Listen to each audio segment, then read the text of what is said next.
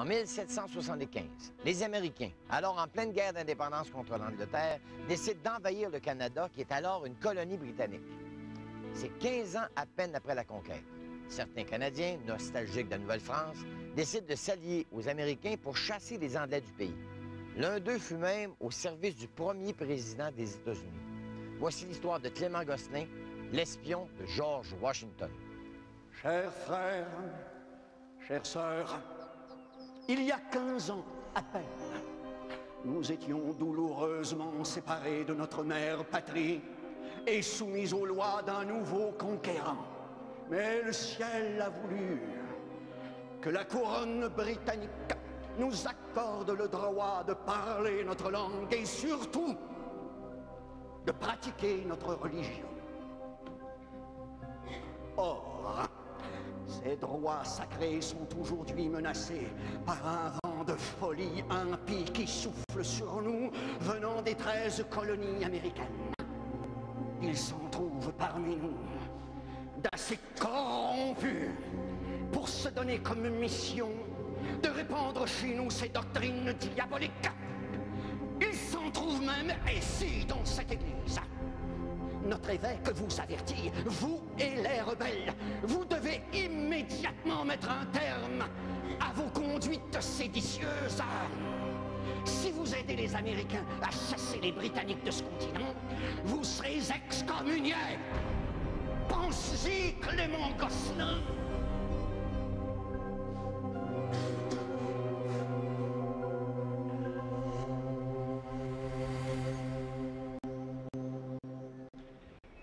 Nous sommes à l'automne de 1775, soit il y a plus de 200 ans, à Sainte-Anne-de-la-Pocatière.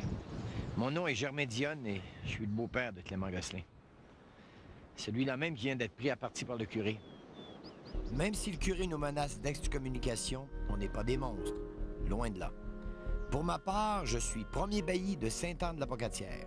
Je me débrouille plutôt bien en affaires et je suis assez bien en vue dans la région. Clément Gosselin, lui, est venu s'installer ici il y a 5 ans et il a même épousé ma fille, Marie-Louise. C'est parce que Clément Gosselin appuie les Américains dans leur tentative de s'emparer du Canada que le curé le menace d'excommunication. Vous savez, à une époque pas si lointaine, c'était très grave d'être excommunié au Québec. L'omniprésence de la religion dans la vie quotidienne faisait en sorte que ceux qui étaient frappés d'excommunication étaient rejetés de la société. Excommunier, ça veut dire, à l'époque, tu n'es plus avec. Tu n'es pas de ce groupe-là. Si vous êtes excommunié à cette époque, vous ne pouvez plus avoir de relation avec vos voisins. Personne ne peut plus vous parler. Parce que si quelqu'un vous parle, il est excommunié de façon automatique. C'est pire que d'être mis en prison. Parce qu'en prison, tu peux sortir. Excommunié, tu ne peux pas sortir à moins de te dédire, comme on dit à l'époque. Évidemment, si vous êtes excommunié, vous n'avez plus les services spirituels de l'Église. Quand vous mourrez sans les sacrements et vous êtes inhumé en dehors du cimetière catholique. On a ça encore aujourd'hui. Je remarque quelquefois les excommunications. Non, le mot est disparu, mais je ne crois pas que la réalité soit si étrangère à nos mœurs. Quand je vois que quelqu'un qui n'est pas aligné à son parti ou quelqu'un qui n'est pas aligné à telle formule sociale, il est très vite excommunié, disons, il n'est mis de côté. Que se passe-t-il ici au Québec en 1775 pour que des Canadiens français soient menacés d'excommunication? C'est que les Anglais, qui avaient conquis la Nouvelle-France, avaient permis aux Canadiens de pratiquer leur religion. Les élites religieuses craignaient que les Américains entraînent les Canadiens dans leur mouvement d'indépendance. Qu'arriverait-il alors à la suprématie des autorités religieuses ici au Canada sans le soutien de la couronne britannique? Malgré les menaces d'excommunication lancées du haut de la chaire par les représentants de l'Église, certains parmi nous continuent à afficher leurs convictions. Un certain nombre de Canadiens français se sont joints aux troupes américaines dans l'espoir d'y trouver soit l'indépendance pour le Canada, l'indépendance de l'Angleterre, dont nous étions la colonie, soit pour espérer que la France revienne occuper le pays, ou en tout cas pour avoir parce qu'on était en faveur des Américains. Parmi ces Canadiens français qui sont passés du côté américain, ben, nous avons en particulier Clément Gosselin, qui était un menuisier de Sainte-Anne-de-la-Pocatière, un menuisier d'une trentaine d'années, qui avait fait de la milice, ce n'était pas un soldat de carrière, c'est un menuisier, et il va travailler à constituer, avec d'autres, il va travailler à constituer un régiment. Rien à l'horizon. Les Anglais n'envoient pas de renfort. On n'aura pas besoin d'allumer de feu sur la grève pour prévenir les Américains. L'Angleterre ne devrait pas tarder à envoyer des navires, des soldats. Les Américains occupent déjà Trois-Rivières et Montréal. Tant qu'ils s'empareront pas de Québec, les Anglais restent les maîtres de la colonie. Qu'est-ce que les Américains attendent avant d'attaquer Québec? Ils attendent le moment propice. Faut faire confiance au général Arnold. Et puis ça nous laisse du temps pour recruter d'autres miliciens canadiens pour aller combattre à leur côté.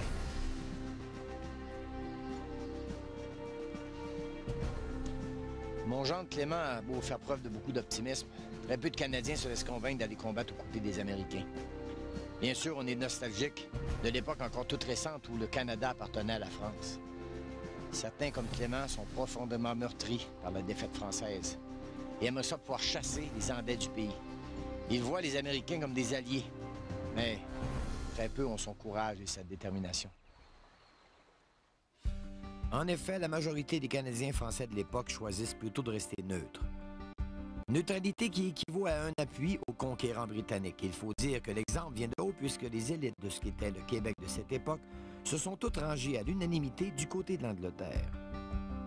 Il faut dire que la Grande-Bretagne avait réussi à acheter l'allégeance non seulement du clergé, mais aussi des seigneurs et des marchands du Canada, en se montrant, disons plutôt, généreuse à leur égard à l'occasion du fameux Acte de Québec en 1774. L'Acte de Québec, c'est une loi selon laquelle, effectivement, on donnait droit de cité au droit civil français. Et le droit civil français permettait ce qu'on appelle la tenure seigneuriale, c'est-à-dire donnait vraiment droit d'existence aux seigneuries, l'officialisait. Donc, les seigneurs, qui sont une des élites de l'époque, se voient donc donner droit de cité, droit d'exister sur leur seigneurie. Donc, eux sont très contents. L'Église catholique, c'est la même chose. Donc, on va permettre le droit de culte à l'époque. On va permettre donc à l'Église aussi de percevoir la dîme. Donc, le clergé est vraiment très heureux qu'il y ait liberté de religion dans le Canada de l'époque. Les marchands britanniques vont aussi être choyés par l'Acte de Québec parce que dans cette loi, le territoire de l'Ouest américain, la vallée de l'Ohio, va revenir à la province de Québec, Province of Quebec, comme on l'appelait à l'époque. Et ce territoire ne sera plus territoire neutre amérindien. Il va maintenant être rattaché à la colonie du Québec. Donc là, les Américains sont vraiment furieux. Ils sont furieux, ils vont dénoncer très fortement l'Acte de Québec. Le Congrès naissant américain, à l'époque, va vraiment... on le prend très, très mal. Et même, on va commencer à parler de façon très, très ouverte là, de révolte. Et c'est très clair à l'époque, même la Grande-Bretagne, on commence à traiter les 13 colonies comme des colonies rebelles. Les Américains vont même approcher les élites canadiennes pour tenter de les convaincre de se révolter, elles aussi, contre l'Angleterre. Après tout, se disent les Américains, la conquête du Canada par l'Angleterre ne date que de 10 ans à peine. Les Canadiens ne rateront sûrement pas l'occasion de se débarrasser de leurs conquérants. Mais non, l'Acte de Québec a fait son travail et les élites canadiennes françaises et canadiennes anglaises refusent l'offre des Américains. Ce que voyant, là, Washington et le Congrès vont se méfier beaucoup de la colonie du Canada. Ils veulent pas non plus, s'ils se révoltent contre la Grande-Bretagne, que la colonie du Canada serve de base pour la Grande-Bretagne, pour les attaquer eux-mêmes. Alors, ils vont décider tout simplement en 1775 d'envahir le Canada. Au printemps de 1775, le bruit de l'invasion américaine qui court partout au Canada incite le gouverneur Carleton à demander à l'évêque de Québec, Monseigneur Jean-Olivier Briand, d'intervenir. Le 22 mai, l'évêque de Québec adresse un mandement à tous les peuples de la colonie, rappelant leur serment d'allégeance à la couronne britannique. Il leur rappelle que leur religion leur impose l'obligation de défendre leur patrie et leur roi. Il demande aux Canadiens de fermer leurs oreilles et ne pas écouter les séditieux qui cherchent à les rendre malheureux et à étouffer dans leur cœur les sentiments de soumission à leur légitime supérieur. Mais par ailleurs, le général George Washington s'adresse lui aussi, en français et en anglais, au peuple du Canada, plus précisément le 7 septembre 1775, pour tenter de les convaincre d'épouser la cause américaine. Washington supplie les Canadiens de se joindre à eux, les Américains, dans leur combat pour la liberté. Et il termine sa lettre en ces termes. « Allons donc, chers et généreux citoyens, rangez-vous sous l'étendard de la liberté générale que toute la force et l'artifice de la tyrannie ne seront jamais capables d'ébranler. Mais est-ce que les Canadiens vont écouter les ordres de l'évêque de Québec ou vont-ils se laisser entraîner dans la Révolution américaine? Encore une fois, les Canadiens français vont rester neutres parce que, pour eux, dans un certain sens, ils avaient été envahis par non seulement les Britanniques, mais les Américains lors de la fameuse guerre de la conquête. Alors, ils voient les Américains arriver qui s'en prennent à des Britanniques, donc ils vont considérer ça comme une chicane à régler entre ces deux groupes-là. Et les Canadiens français, non seulement vont rester neutres, mais vont un peu profiter du conflit en vendant du blé et aux troupes américaines et aux troupes britanniques. Donc, le général Montgomery, à la tête de son corps expéditionnaire de 8000 hommes, va remonter par la route traditionnelle qui avait été empruntée à quelques reprises pour tenter d'envahir le Canada. Donc, va remonter le lac Champlain, va prendre le fort Ticonderoga, ensuite le fort Saint-Jean, pour avoir la route libre jusqu'à Montréal.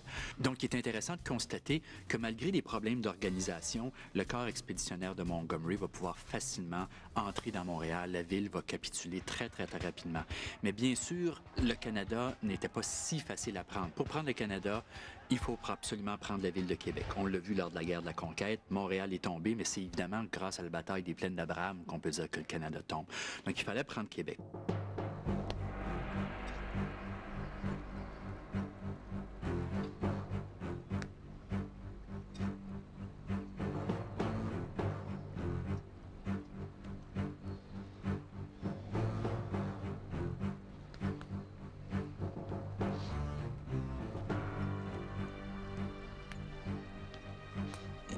Dis-moi, Clément, d'où ça te vient, cette haine de l'anglais? J'avais 13 ans quand l'Anglais a capturé mon père et l'a amené en Angleterre. Tout ça parce qu'à la bataille des Plaines d'Abraham, il a voulu défendre son pays. Et tu crois vraiment que... on serait mieux avec les Américains? J'en ai aucun doute. C'est pourquoi ils sont révoltés contre Londres. Parce qu'ils acceptent plus le pouvoir despotique du roi. Ils acceptent plus les arrestations arbitraires comme celle de mon père, les taxes et les impôts exagérés. Ils veulent bâtir un pays sur la justice. Un pays où chacun sera libre. Mais pourtant, chez nous, les Anglais font plus de compromis. C'est le même Anglais qui a capturé mon père, qui 15 ans plus tard est toujours chez nous. Il faut le chasser. Clément Gosselin? Oui. Merci.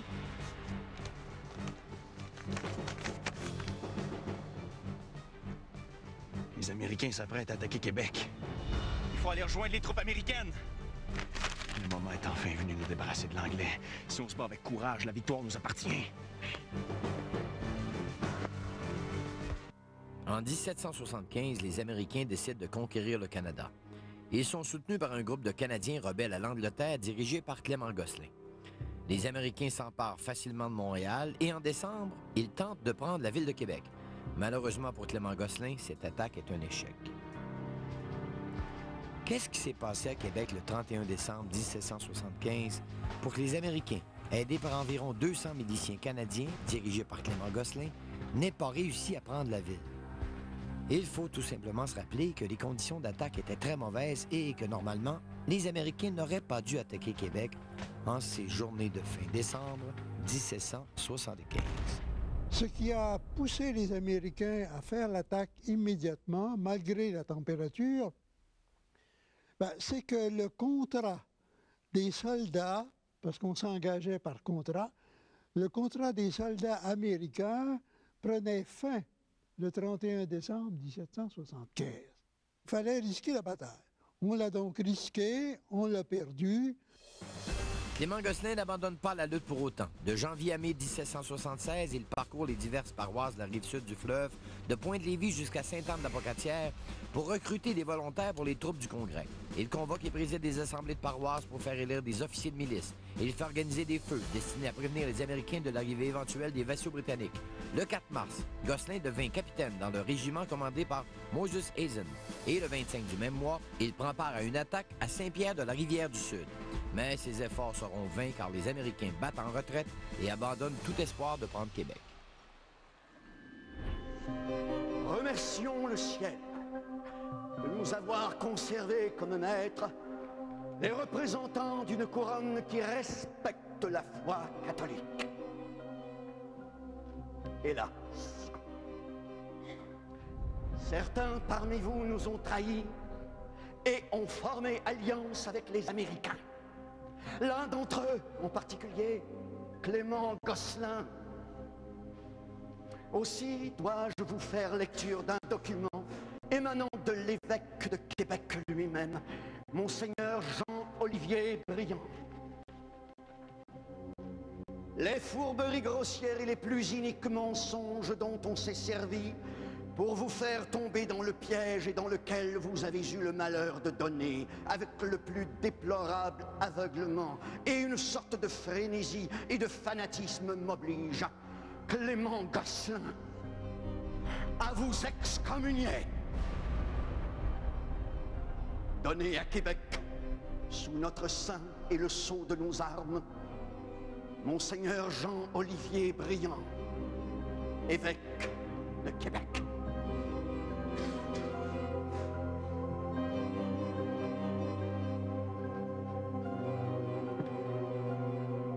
L'évêque, c'est Monsieur Briand, un homme extrêmement fort, entêté aussi, et ensuite, dans sa perspective à lui, on obéit au pouvoir établi.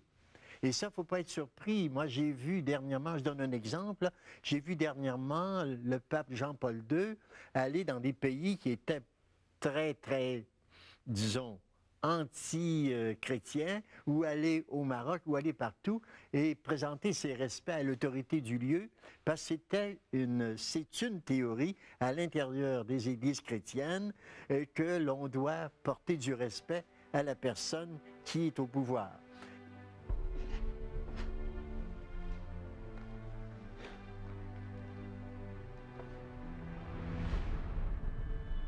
Maintenant, Clément Gosselin, tu es dans les ténèbres.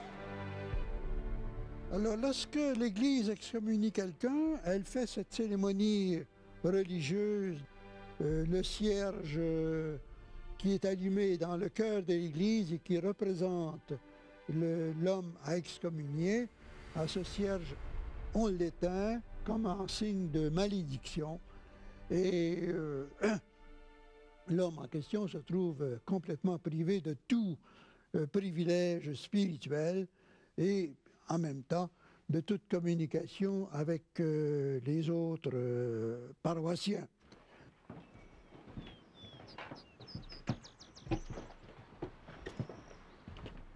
Notre curé est devenu l'anglais. Et moi, je suis devenu un paria dans mon propre pays. Évidemment, Gosselin va être excommunié, mais ce qu'on ne sait pas, c'est qu'il ne sera pas le seul à être excommunié. Plusieurs autres seront excommuniés, dont 5 paysans de Saint-Michel-de-Bellechasse, 3 hommes et 2 femmes qui seront excommuniés et seront enterrés comme ça dans un champ, dans une terre non consacrée. D'ailleurs, il y a des anecdotes intéressantes à cet égard-là. Un siècle plus tard, vers 1880, un cultivateur qui a réacheté ces terres-là voudrait pouvoir les exploiter, mais il sait, comme tout le monde, que des corps ont été enterrés là à la suite de l'invasion américaine. Donc, des corps de gens qui ont été excommuniés. Alors, il va demander à l'Église que ces corps soient déterrés et réenterrés ailleurs. Et finalement, un curé va accepter, va acquiescer, mais les corps seront enterrés dans un endroit où on enterrait les enfants nés sans baptême. Ceci dit, cet épisode-là est resté très, très présent dans l'imaginaire collectif des gens du coin. Et d'ailleurs, 10 ans après ce déterrement-là, si on peut s'exprimer ainsi, Louis Fréchette va écrire un poème assez fameux qui s'appelle « Les excommuniés ». Quand on allait voir nos grands-parents et qu'on passait par le rang, le 4e rang de la Durantaye, où étaient enterrés les 5 excommuniés, nos parents disaient déjà, ne regardez pas. Ne regardez pas là. Et on a toujours gardé cette espèce de peur du lieu où se trouvent les 5 excommuniés, parce qu'on nous racontait chez nous, et mon grand-père était, disons, précisément bien informé, puisqu'il venait de ce lieu-là. Ne regardez pas, ne regardez pas. Et puis ça créait... Et les gens entendaient du bruit pendant la nuit, des chaînes. Et ça faisait peur. Dès qu'il y avait des orages, on disait, c'est peut-être à cause de...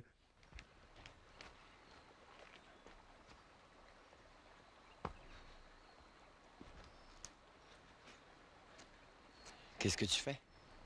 Je m'en vais à Montréal. À Montréal? Il y a de nouveau de l'espoir. Clément, Les Américains ont perdu à Québec. Ils ont perdu la bataille de Québec. Mais ils n'ont pas renoncé à débarrasser la Nouvelle-France des Anglais.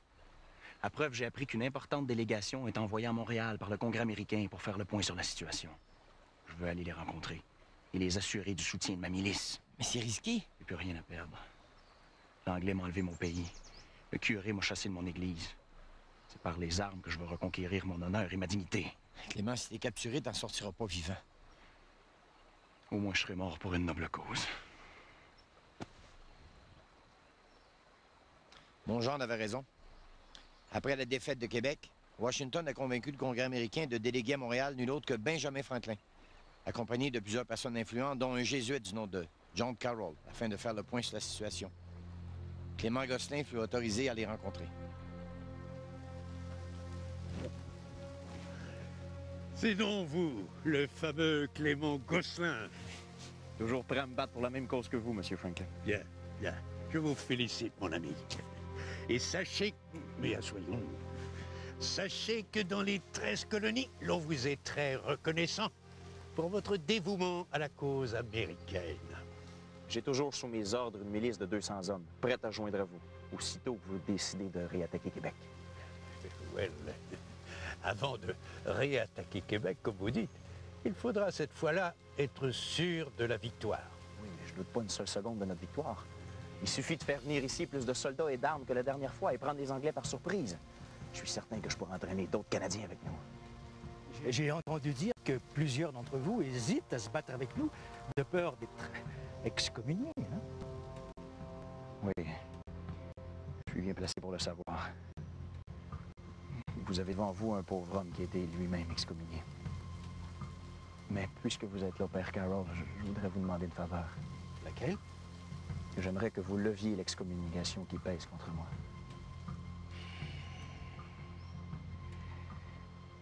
J'aimerais bien pouvoir vous exaucer, mais hélas, je ne suis pas évêque et je n'ai pas les pouvoirs ecclésiastiques pour lever votre excommunication.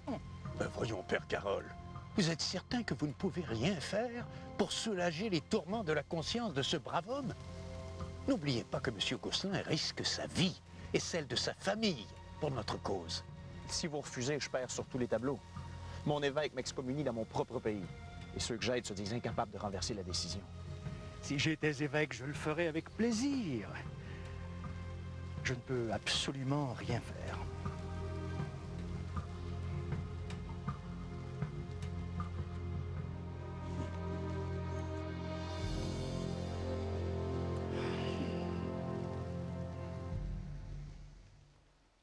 Malgré la défaite des troupes américaines à Québec, Clément Gosselin continue à convaincre les Canadiens d'appuyer la cause américaine.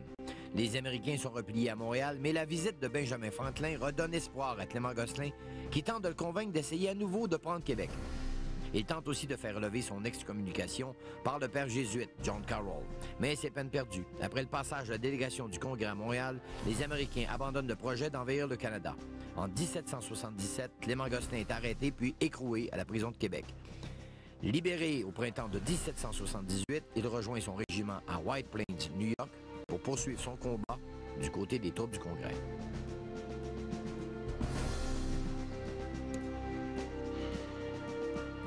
Déjà 2 ans qu'on a pris le bord des 13 colonies.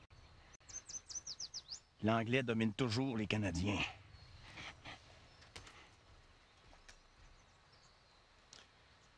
Depuis l'attaque ratée de Québec, les Américains ne semblent pas décidés à vouloir à nouveau envahir le Canada.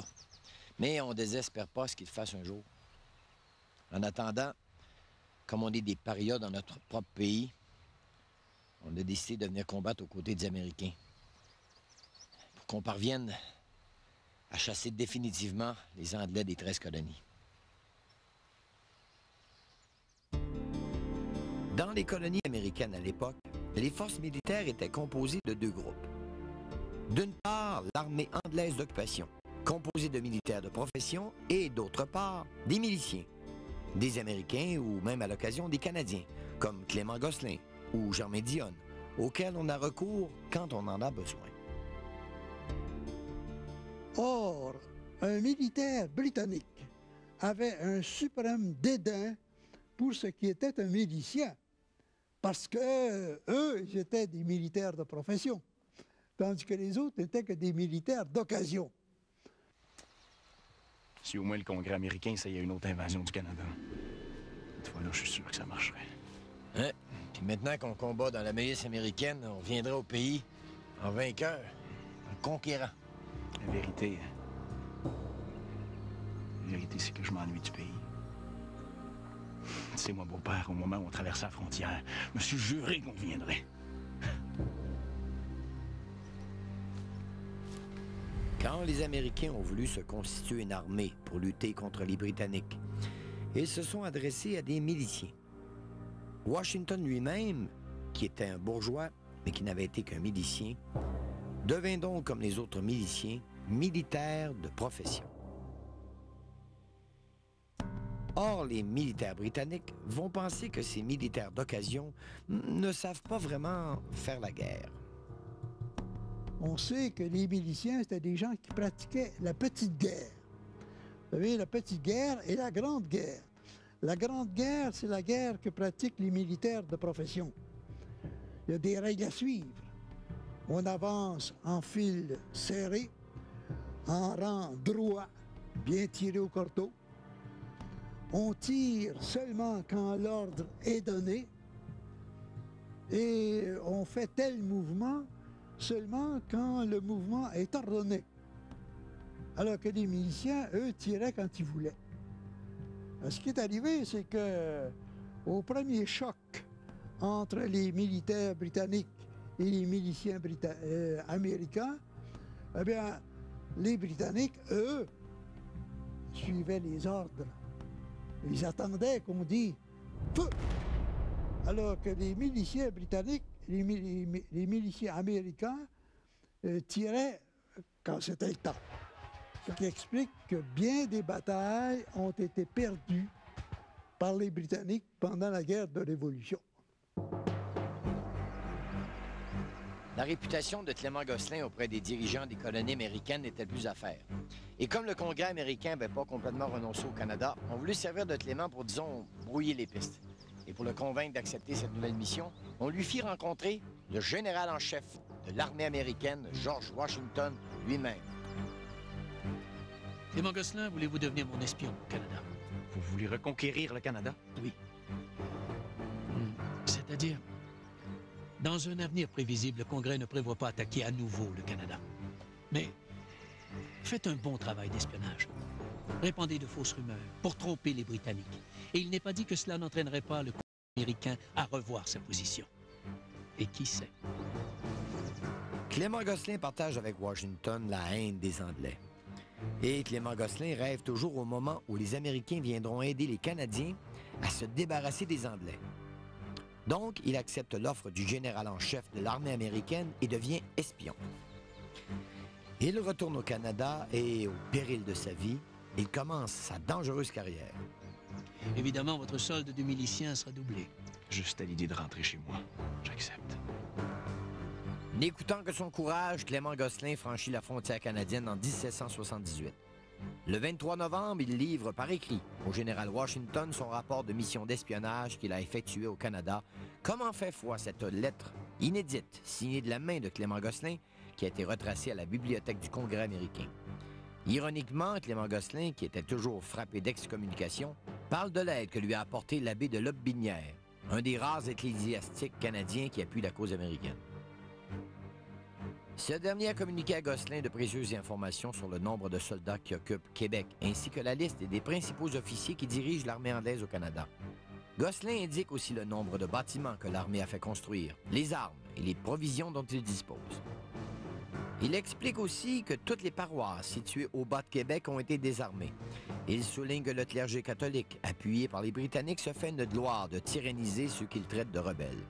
Il mentionne les noms de 3 pères jésuites et de 2 prêtres, dont le curé de Lotbinière et celui de Kamouraska, qui continue malgré tout de sympathiser avec les Américains. Il termine sa lettre en suppliant le général Washington de leur accorder sa protection, depuis qu'il a appris au Canada que leurs biens ont été saisis et que leur famille est à la mendicité et à la merci du monde. Nous ne cesserons de prier Dieu pour qu'il bénisse les âmes de l'Amérique et tous les généraux qui les gouvernent, conclut Gosselin. Il transmettait certaines informations, dont le général Washington avait absolument besoin. On lui demandait d'aller vérifier le nombre de militaires qui étaient impliqués soit dans la région de Montréal, dans la région de Chambly ou d'ailleurs. Et il transmettait ces informations-là à ses supérieurs, soit Hazen, son général, ou transmettait directement au général Washington. Faites attention, Clément Gosselin. Si vous êtes capturé, je ne pourrai rien faire pour vous. Vous serez pendu. De toute façon, j'ai lié mon sort au vôtre. Aussi bien aller jusqu'au bout.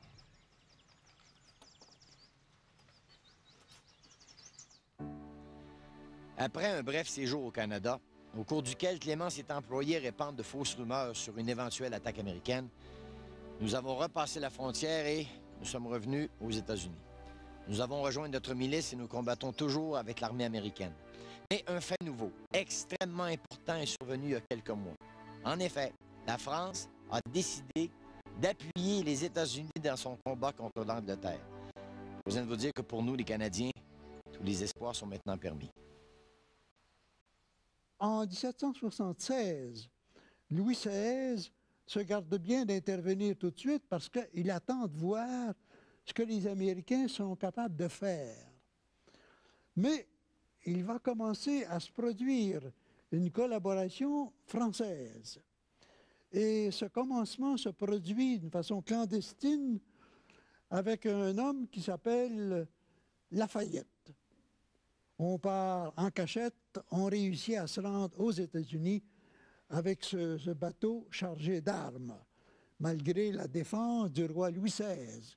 Une défense, vous savez, bien faible, parce qu'il a laissé partir. Il a bien envoyé quelqu'un pour tâcher de mettre la main sur Lafayette, mais on avait dit à ce quelqu'un, ne marchez pas trop vite, laissez-lui le temps de se sauver. J'ai réussi à parler au marquis de Lafayette. Et puis? Il m'a assuré qu'il ferait tout pour convaincre Washington de lever ses troupes et de remonter à la conquête du Canada. Bon, espérons que cette fois-ci, ils seront assez nombreux et surtout bien armés. Lafayette en fait son affaire. C'est un grand militaire et puis il a la confiance totale de Washington.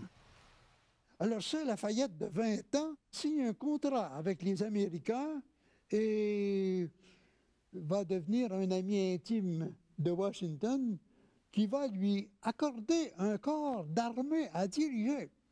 Hé, allons, faut prendre espoir. Le marquis de Lafayette est avec nous. Il m'a même suggéré de retourner au Canada pour préparer les esprits à la libération de la Nouvelle-France. Soutenu par le marquis de Lafayette, Clément Gosselin poursuit ses activités d'espionnage. En 1781, Gosselin se rend au Canada. Il répand la rumeur de l'imminence d'une invasion des armées du Congrès qui serait accompagnée par des régiments français dirigés par le marquis de Lafayette. Ces rumeurs inquiètent le gouverneur Haldimand qui craint que le retour des forces françaises n'entraîne une défection des Canadiens français et que ceux-ci se rallient aux rebelles américains. Le 18 janvier 1781, Clément Gosselin livre par écrit ce rapport de mission d'espionnage au général Washington. Il lui révèle que l'armée britannique compte 4200 soldats au Canada, dont 2000 qui sont en poste dans la ville de Québec. Les autres soldats occupent tout le territoire de Québec jusqu'à l'île aux Noix. Il dresse un portrait précis de l'état des fortifications de Québec et de la Pointe-Lévis. Par ailleurs, Clément Gosselin parle de l'espoir que suscite au Canada l'appui des Français à la cause américaine. Il juge que les dispositions des habitants du Canada pour les Français et les Américains sont très bonnes dans la majeure partie du pays. Ceux-ci désirent plus que jamais leur délivrance et la venue de l'armée américaine. Mais selon lui, le plus petit nombre qui ont pris la part des Anglais refuse de soutenir les intérêts du roi de France car celui-ci les a abandonnés. Toutefois, Gosselin met en doute leurs principes. Il est d'avis que ces Canadiens pensent que les Américains et les Français seraient les bienvenus s'ils parvenaient à envahir le Canada. Clément Gosselin est donc devenu un rouage important dans l'armée américaine. Mais ses activités coûtent cher et il a du mal à se faire payer. En mai 1781, Gosselin va adresser une lettre à Washington dans laquelle il fait état de ses dépenses. C'est intéressant parce que Gosselin va dire, bien, écoutez, j'ai fait mon travail au Canada, je vous ai donné des renseignements. Je ne demande pas nécessairement à être payé pour ce travail, mais j'ai eu des dépenses. J'ai dépensé des sous moi, pour venir ici, pour aller d'un endroit à l'autre. Et il va énumérer ses dépenses et ça se chiffre à quelques 300 $ de l'époque. Et donc, il y a une belle énumération et on voit bien le travail que Gosselin a fait et que patiemment, donc, fait sa demande au gouvernement américain. Et ceci dit, même s'il a de la difficulté à se faire rembourser, même si c'est pas facile, tout ça, Gosselin reste très... Il n'est pas amer. Il reste vraiment... C'est un homme de cause. C'est très clair qu'il a dédié sa vie à l'idée que le Canada devienne américain. Clément Gosselin n'est pas le seul Canadien français à avoir rempli des missions d'espionnage au Canada pour le compte des Américains. En 1781, un dénommé Pierre Cadieux de la compagnie de Clément Gosselin a été envoyé en mission au Canada sous les ordres du major général, le marquis de Lafayette, en personne. Ce document, signé de la main de Clément Gosselin, est la preuve à l'effet que le dénommé Pierre Cadieux a bel et bien rempli sa mission pour le compte du marquis de Lafayette. Mais ce qui est un peu désolant dans cette histoire, c'est que Clément Gosselin et ses compagnons se faisaient un peu berner par les jeux diplomatiques de la France. Mince consolation, cependant, ils n'étaient pas les seuls, car même le marquis de Lafayette est tombé dans le panneau. Il y a eu, à ce moment-là, un jeu diplomatique extraordinaire et surprenant. C'est que la France, secrètement, parce que tout ça s'est fait secrètement, la France, secrètement, tenait à ce que l'Angleterre garde le Canada. Pour quelle raison? Parce que aussi longtemps que les Britanniques seraient au nord des États-Unis, les États-Unis sentiraient le besoin de demeurer alliés à la France. Et si les États-Unis demeurent alliés à la France, ça veut dire que la France va profiter du commerce américain, ce commerce qui faisait toute la richesse de l'Angleterre. Lorsque Clément Gosselin se lance dans des missions d'espionnage qui auraient pu lui coûter la vie, il le fait en étant convaincu que la France était bien décidée à reprendre le Canada. La France aurait pu reconquérir le Canada facilement. Elle n'a pas voulu, pour laisser le péril britannique au nord de la République américaine. Ainsi donc, les missions d'espionnage de Clément Gosselin n'étaient que des rêves naïfs, alimentés par l'imagination et les émotions d'un homme qui avait le malheur de ne rien comprendre à la politique internationale. En politique internationale, c'est pas sur l'émotion qu'on joue. On joue sur quelque chose de sûr, de solide. Et la France jouait sur du solide quand elle préférait que le Canada demeure colonie britannique. Puisque en demeurant colonie britannique, on avait toutes les chances de voir les Américains demeurer fidèles à l'Alliance française. Il s'en est passé des événements depuis la mission que le marquis de Lafayette avait confiée à Clément. En octobre 1781, nous avons participé à la bataille de Yorktown, bataille qui scelle la victoire des forces américaines et françaises contre l'Angleterre. C'est là que Clément fut blessé à une jambe par un éclat d'obus. La fracture guérira mal. Clément va boiter pour le restant de ses jours. Comme on le sait, cette bataille-là a réuni donc évidemment le général George Washington, mais des troupes françaises, dont une partie dirigée par le fameux Lafayette. Et ces troupes, il y a 16 000 personnes, 16 000 hommes, dont à peu près la moitié sont des Français. On parle vraiment de troupes franco-américaines qui vont défaire le général britannique Cornwallis qui occupait l'embouchure de la rivière York. Et cette bataille est vraiment très importante parce que c'est à la suite de cette défaite britannique que finalement les Britanniques vont négocier avec les Américains, ce qui va mener au traité de Paris de 1783. Mais il est quand même important de souligner que Gosselin n'est pas le seul Canadien français à participer à cette bataille. Il faut quand même souligner qu'il y a quelques centaines, 200 environ, Canadiens français qui vont participer à la naissance des États-Unis. D'ailleurs, plusieurs des compatriotes de Clément Gosselin qui combattirent avec lui du côté des Américains à la bataille de Yorktown s'établirent ensuite dans le nord de l'État de New York. On peut nommer entre autres Antoine Paulin, Alexandre Friot, André Pépin, Amable Boileau, Théodore Chartier, Pierre Ayotte, Jean-Baptiste Laframboise et François Montier. En 1783, après que l'Angleterre ait reconnu l'indépendance des États-Unis d'Amérique, Clément Gosselin fut promu major avant d'obtenir son licenciement. Il partit en bateau sur la rivière Hudson et le lac George avec son frère Louis, Benjamin Morse, 2 officiers et 8 ex-soldats du régiment de Moses Hazen pour coloniser le comté de Clinton dans le nord de l'État de New York. Mais Clément Gosselin devra multiplier les démarches auprès du président George Washington pour que lui soient concédées des terres dans l'État de New York. Les rebelles d'hier sont devenus les maîtres d'aujourd'hui. En effet, le père John Carroll, que Clément rencontra en compagnie de Benjamin Franklin, est devenu le premier évêque catholique de toute l'histoire des États-Unis.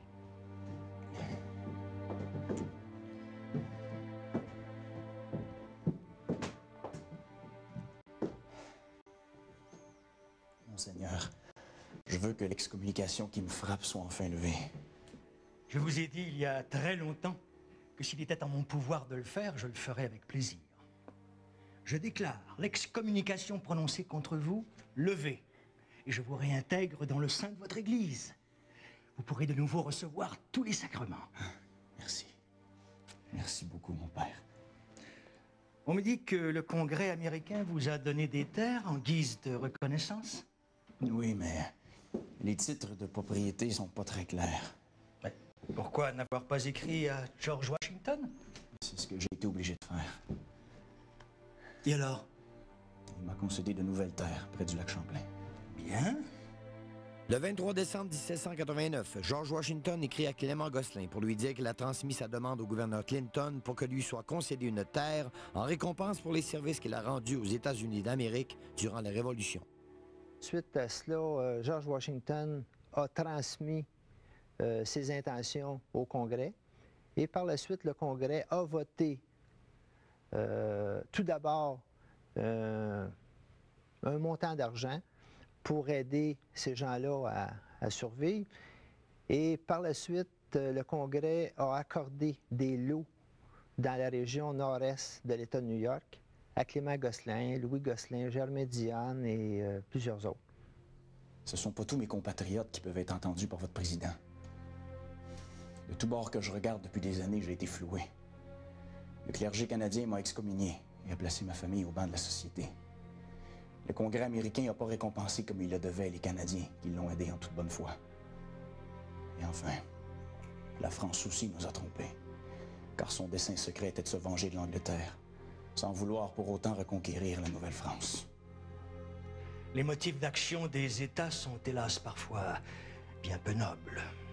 Vous voyez, Monseigneur, ce sont toutes des choses qu'un homme comme moi, vieilli avant l'âge, a compris lorsqu'il a pensé mourir au champ de bataille de votre pays.